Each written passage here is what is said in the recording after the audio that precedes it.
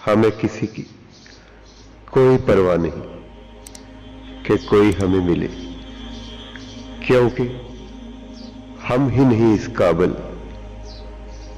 इसीलिए हम किसी के मिलने की आरज़ू दिल से निकाल चुके हैं। अब हम खुद से मिलना चाहते हैं, मगर वो हमसे डरता है। शायद वो हमें पैसे वाला समझता है। उफ अल्लाह, जब तवक्को ही उठ गई गालिब, तो फिर किसी